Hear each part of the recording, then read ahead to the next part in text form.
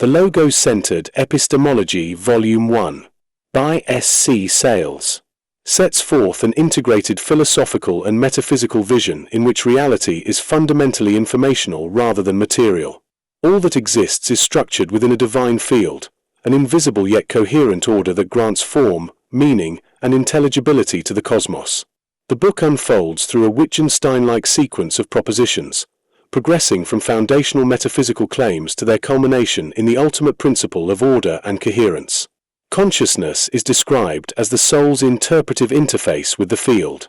The work argues that the deep intelligibility of the universe cannot be accounted for within a closed system but necessarily points to a higher unity beyond itself. This culminates in the incarnation of the Logos as the definitive unveiling of ultimate reality, a convergence of the transcendent and the immanent in which the field's meaning becomes most fully disclosed. While grounded in a reformed and Christocentric perspective, the argument moves within a philosophical register, affirming that truth is unified, knowledge is relational, and meaning emerges only in correspondence with the Logos. By engaging with the nature of creation, the logic of providence, the necessity of revelation, and the trajectory of all reality toward consummation, Veritas Confirmata presents a vision in which the ultimate end of knowing is not mere cognition but participation in truth itself. Volume 1 expounds the following 6 propositions. 1. Reality is not material but informational. 2. Information requires a field in which it is embedded and interpreted. 3. Consciousness is the interface through which information is perceived and the field is engaged. For the intelligibility of reality implies a transcendent order beyond the field itself. 5. The Logos is the eternal ground of information, the field, and consciousness. 6. The soul is a structured mirror of the Logos, embedded in the field and oriented toward transcendence.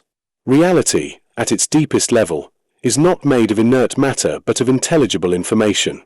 What we call material is a translation of patterned meaning into perceptible form, stabilized by the conditions of observation. Every atom, every law of physics, every apparent solidity is the outworking of an informational ontology that precedes and governs physical manifestation. The world's harmony, mathematical elegance, and order are not accidents of chaos but signatures of a reality in which information is primary and structured. Such information never exists in isolation. It presupposes a field. This field is no mere expanse of space, but a structured domain in which relations, meaning, and potential are made manifest. Matter and energy are not the source of the field. Rather, they derive their behavior from it. The field orders, constrains, and makes the visible coherent, yet is itself invisible.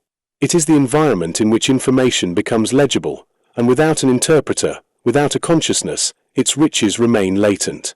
Consciousness is the soul's primary interface with the field. It is not an emergent property of the brain but a horizon of relation through which information is perceived, integrated, and understood. To be conscious is to participate in reality both as interpreter and expression. Thought is not private chemical noise but the soul's alignment with the intelligible structure of the real. The soul itself is the enduring center of this consciousness, reaching beyond spatial and temporal bounds toward the transcendent Logos.